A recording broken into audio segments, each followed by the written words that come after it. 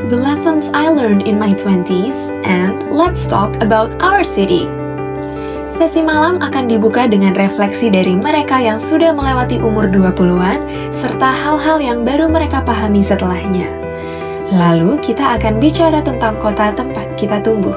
Kota yang diam-diam membentuk banyak dari kita, lewat rutinitas, ruang-ruang kecil, dan orang-orang yang pernah hadir. Tentang bagaimana kota ini memengaruhi cara kita melihat hidup dan bagaimana ia bisa jadi tempat untuk mulai lagi dengan cara yang kita pilih sendiri.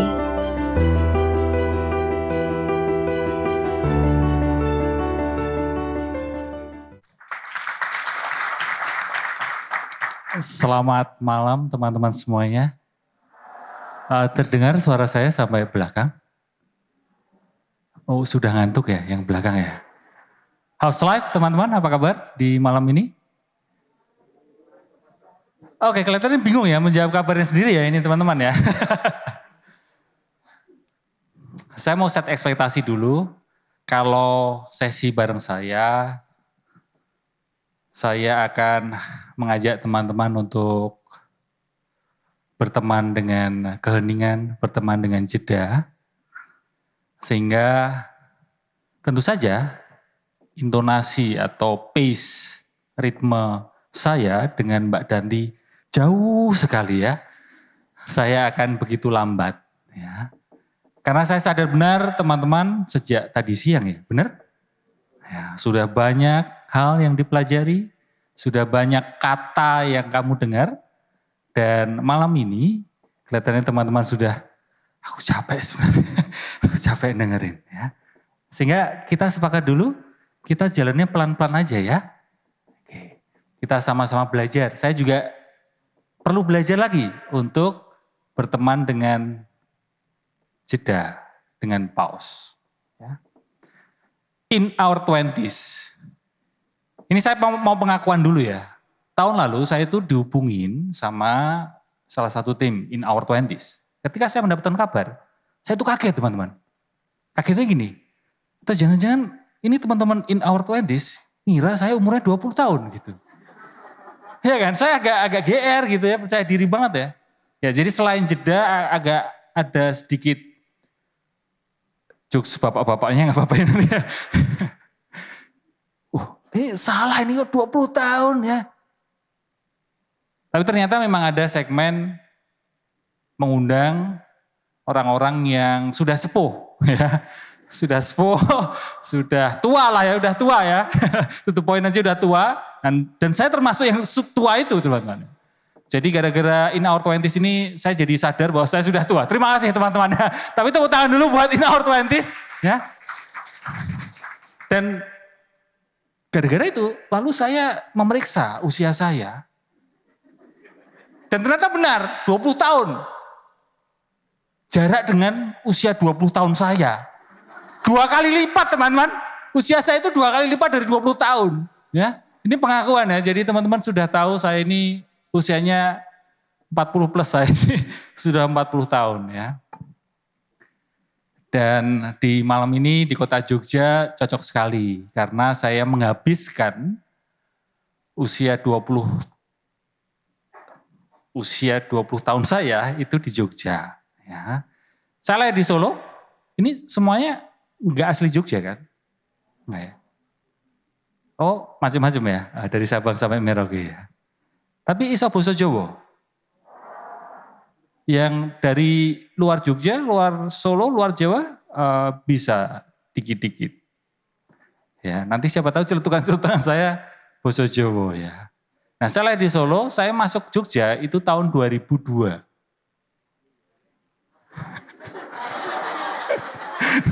Ya ekspresi aja teman, ini tua tenan nih mas, ini tua beneran ini ya, Mas Aji ternyata tua beneran ya.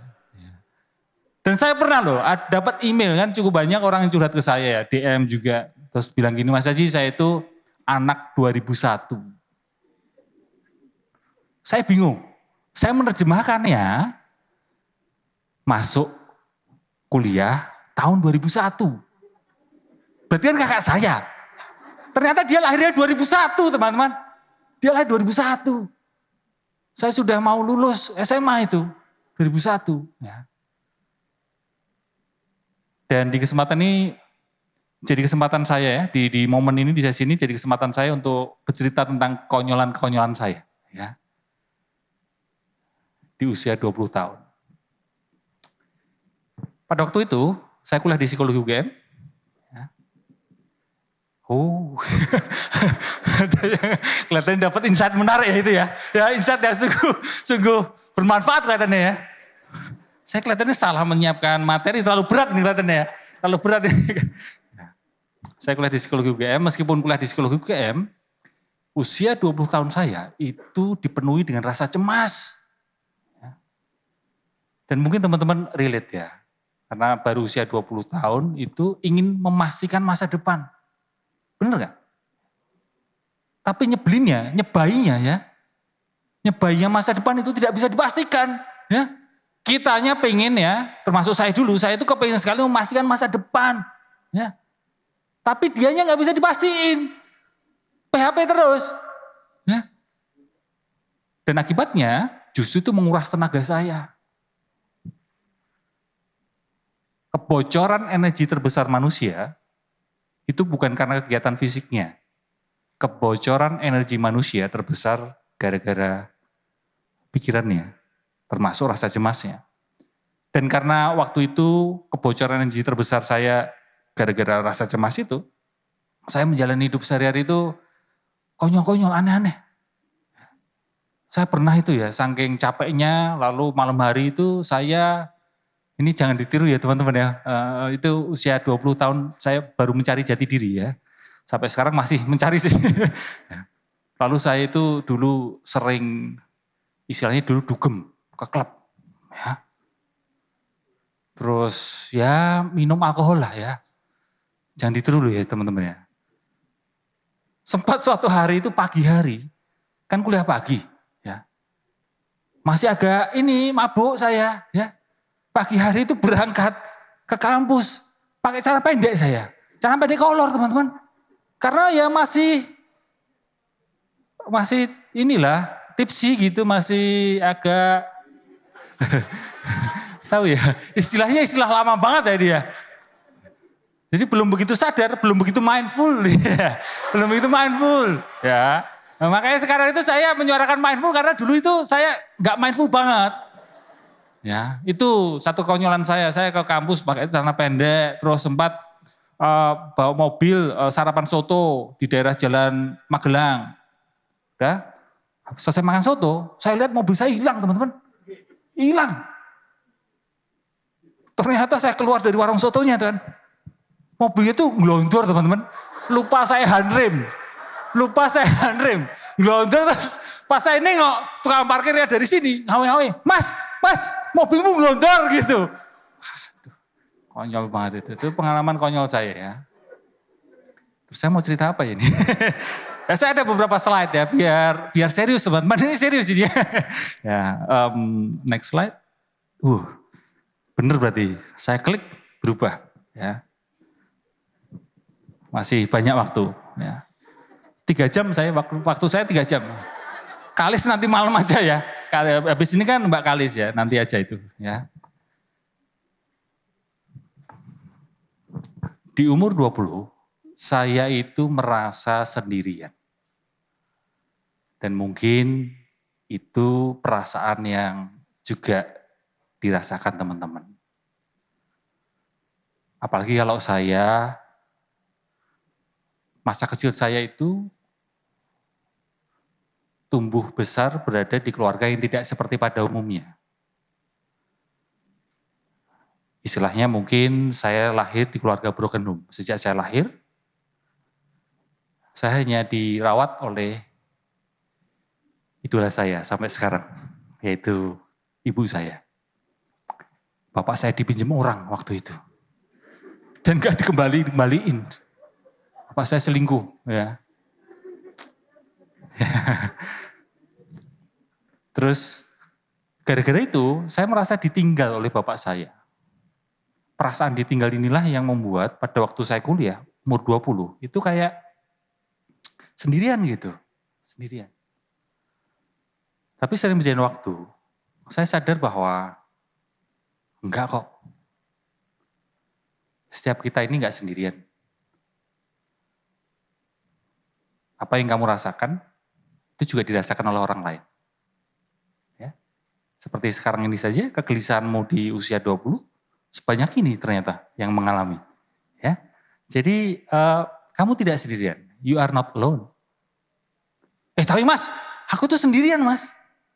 Aku tuh merasa sendirian. Nah yang merasa sendirian itu juga sebanyak ini teman-teman. Iya kan? Jadi tetap aja kamu itu meskipun merasa sendirian, ternyata yang merasa sendirian itu sebanyak ini.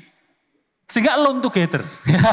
Kita sama-sama merasa sendirian tapi ternyata banyak temennya. Jadi pertama itu satu, langsung to the point ya. Lesson learn saya yang cukup sangat memukul saya waktu itu adalah itu. Selalu merasa sendirian tapi ternyata enggak. Apalagi sering berjalan waktu saya mendengar cerita dari beragam orang, berbagai sudut pandang, berbagai latar belakang. Oh iya ya ternyata, iya ada orang yang, setiap orang ini punya kebahagiaannya masing-masing. Ya, tapi di sisi lain, setiap orang ini punya penderitaannya masing-masing juga. Ya, setiap orang punya masalah. Ya. Oke, lanjut ya.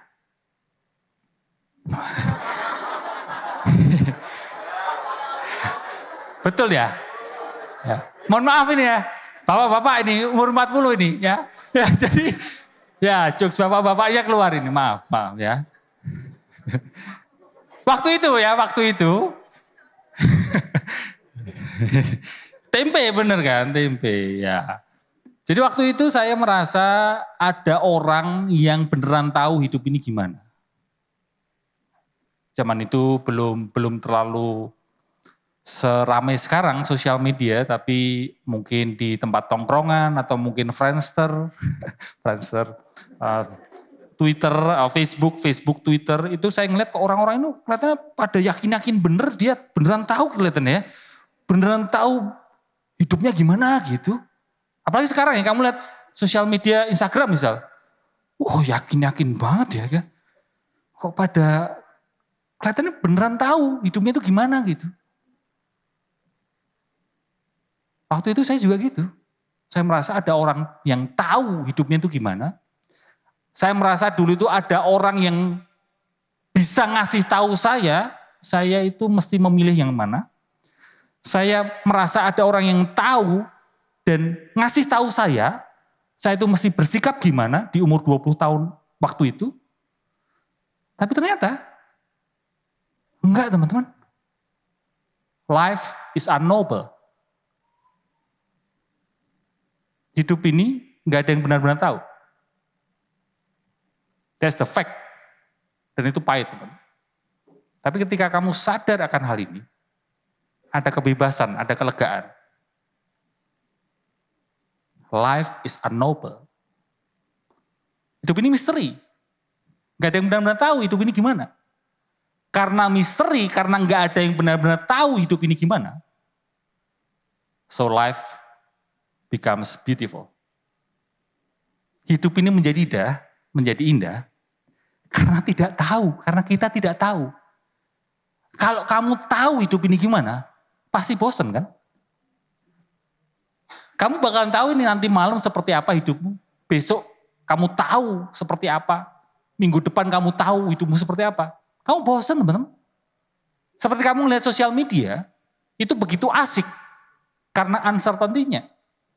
Kamu gak tahu yang komen siapa, kamu gak tahu yang likes berapa, kamu gak tahu setelah nge-scroll yang kamu lihat siapa. Karena ketidakpastian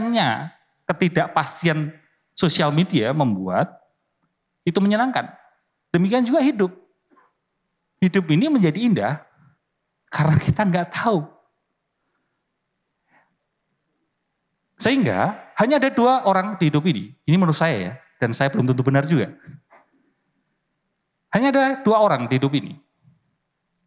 Orang pertama, orang yang mengakui bahwa dia tidak tahu hidup ini gimana. Dan orang kedua adalah, dia hanya pura-pura tahu hidup ini gimana. Dan dia begitu yakin menampilkan bahwa aku tahu. Tapi di kedalaman dirinya, ada keraguan yang sangat besar sebenarnya. Aku nggak tahu. Dan di situ saya belajar bahwa ketika saya mengakui, oh iya ya, saya nggak bisa benar-benar tahu hidup ini ya. Ada rasa rileks, stres, overthinking, cemas, sedih, depresi, dan sebagainya. Masalah mental berbagai macam.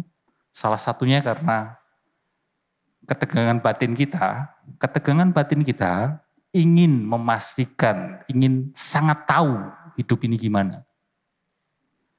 Tapi marilah kita pelan-pelan sadar ya. Oh, iya ya, aku tidak tahu.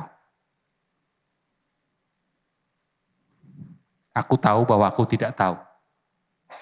Itu adalah puncak pengetahuan. Jadi bukan hanya pengetahuan, kita ini perlu pengetidaktauan. Terlalu bapak-bapak sekali saya. Oke lanjut. Oke, saya berusaha jadi Gen Z nih, teman-teman tolong dibantu ya. Yang ketiga, pelajaran yang saya dapatkan waktu umur 20 adalah sebenarnya ini terkait dengan rasa insecure.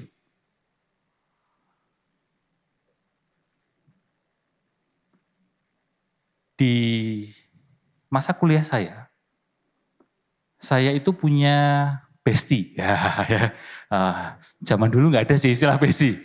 Pokoknya pertemanan beberapa orang. Ya.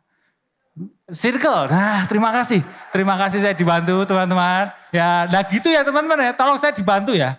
Saya dibantu ya. Ya circle, tepat sekali. Circle. Terus di circle saya itu, kurang lebih mungkin 7 orang, 8 orang. Mayoritas sekitar 6 orang, ya, dari 8 orang, 6 orangnya itu dari Jakarta. 2 orang, termasuk saya, itu dari daerah. Saya dari Solo, satu lagi teman saya dari Jogja. Tapi 6 yang lain itu dari Jakarta.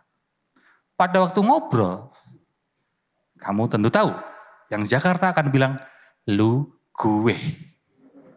Ya kan? Celakanya, teman saya yang Jogja ini, dia itu fasih ngomong, lu gue.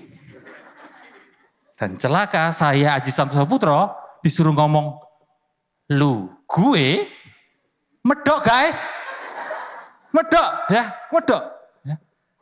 Tapi waktu itu kan saya merasa ada peer pressure ya. Wah, tekanan dari circle ini, dari bestie ini ya. Kalau saya gak ngomong, lu gue, saya gak dapet teman. Maka waktu itu saya terus ngomong, lu gue. Di kos-kosan, di cermin, lu gue. Kelihatannya agak diganti dikit biar gak kelihatan medok. Gak kedengeran medok. Lu gua. Ya kan? Waktu itu saya terus, ya membiasakan diri untuk ngomong lu gue. Sampai di titik yang ternyata saya gak nyaman. Saya perlu jadi diri saya sendiri sebagai orang Solo dengan medoknya. Sehingga saya lalu sadar bahwa aku adalah aku, kamu adalah kamu. Tidak ada yang superior, tidak ada yang inferior. Iya, kita tidak equal, kita tidak sama. Tapi tidak ada yang superior, tidak ada yang inferior. Kita unik. Dan dengan mengingat itu, saya lebih mengecil insecure saya.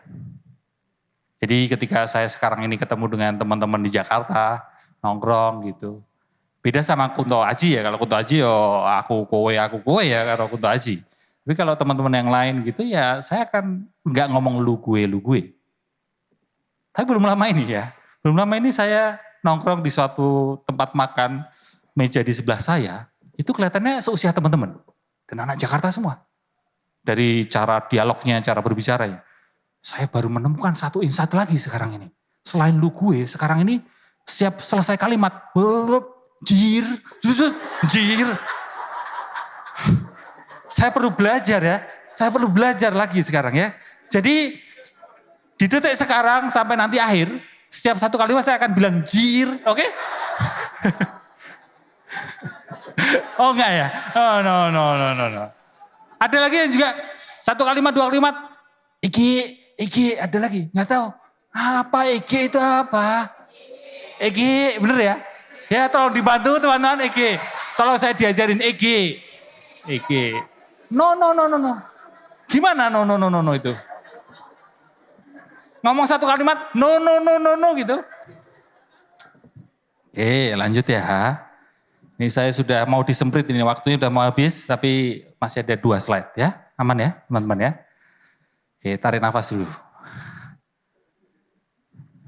Ini faktor U lagi nih ya, udah mulai. Oh times out. Waktu dulu usia 20, saya beranggapan bahwa saya harus selalu mengejar positif. Pokoknya yang nyenang-nyenangin aja, yang hore aja. Makanya terus salah satunya yaitu saya larinya ke dugem, minum alkohol, berbagai kenakalan waktu itu ya, kenakalan masa muda, you name it, saya pernah ngelakuin. Hanya dalam rangka untuk saya harus mengejar yang positif. Saya mengejar kesuksesan, saya ikut wirausaha muda bank besar di Indonesia, saya tidak perlu menyebutkan banknya apa karena tidak menjadi sponsor di acara ini. ya, saya mengejar kesuksesan, berambisi untuk sukses, anak muda harus sukses. Tapi waktu itu terus sakit boyok saya. Tulang punggung saya, tulang belakang saya protes. Encok ya, encok. Boyok itu bahasa ini, bahasa Perancis.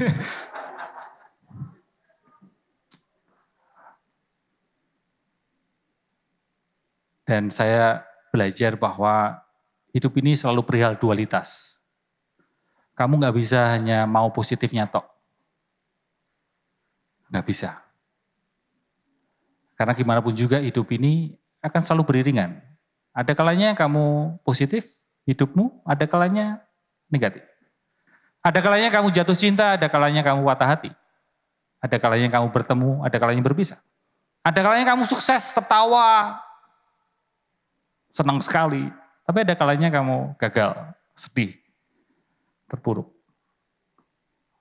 Dan ada kalanya kamu sehat. Ada kalanya kamu sakit. Ada kalanya kamu muda, ada kalanya tua. Waktu atau disebut dengan kala dalam puitis, dalam bahasa puitis disebut kala. Kalau dikaitkan dengan pewayangan, ada Batara Kala. Batara Kala selalu memakan segalanya. Apapun akan dia makan. Demikian juga waktu. Dia akan selalu bergerak tanpa peduli perasaan kita. Sehingga ada kalanya muda, ada kalanya tua. Dan pada akhirnya ada kalanya hidup, ada kalanya mati. Positive thinkers, orang yang dikit-dikit afirmasi positif, orang yang dikit-dikit reframing positif atas apa yang dia alami, justru sulit pulih. Positive thinkers, dikit-dikit afirmasi positif, justru rawan masalah mental. Kenapa? Karena hidup akan selalu dualitas. Ada kalanya negatif. Dan kita perlu menerima itu. Dan lihat lebih dalam bahwa di dalam positif ada negatif. Di dalam negatif ada positif. Di dalam negatif ada positif, kita ahli, kita tahu. Ketika kamu sedih, lalu kamu akan menghibur dirimu dengan di dalam kesedihan ini akan selalu ada yang nyenengin buat diriku. Benar? Ketika kamu berpisah misal. Dalam relasi, kamu berpisah lalu kamu akan berusaha puk-puk hatimu dengan bilang, ini perpisahan ini akan menjadi berkah buat diriku. Benar? Kita ahli melihat positif di dalam negatif. Tapi mari kita juga ingat bahwa di dalam positif ada negatifnya. Setiap kali kamu senang, maka kamu akan mengalami Hanya seiring berjalannya waktu kamu akan mengalami sisi negatifnya atau sisi sedihnya. Itu satu pelajaran yang saya dapatkan, positif di negatif, negatif di positif, menyadari dualitas. Dan terakhir dari saya,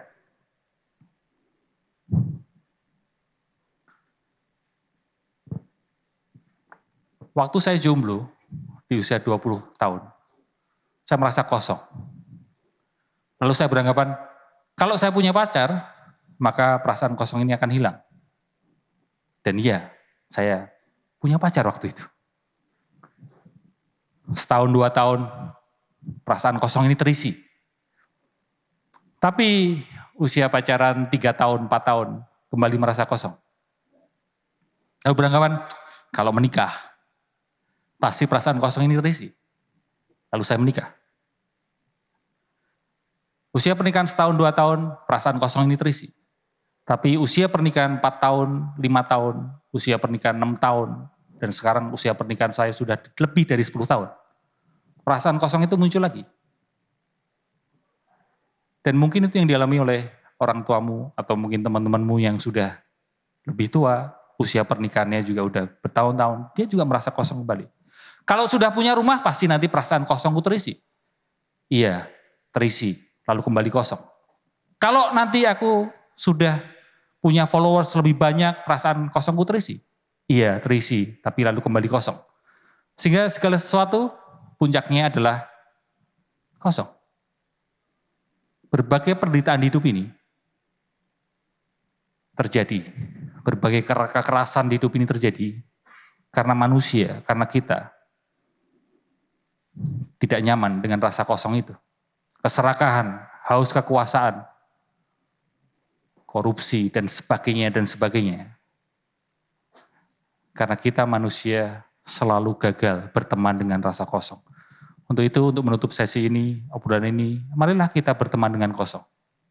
Ketika dikunjungi rasa kosong, temui rasa kosong itu. Dan terakhir, hidup ini seperti film. Kalau kamu lihat film, teman-teman, 15 menit, 30 menit, nggak ada konfliknya, kamu akan skip, bukan? Kok nggak ada musuhnya ya? Mosok film nggak ada musuhnya, ngapain ini ya kan? Kamu skip, kamu ganti filmnya. Film menjadi menarik karena ada konfliknya.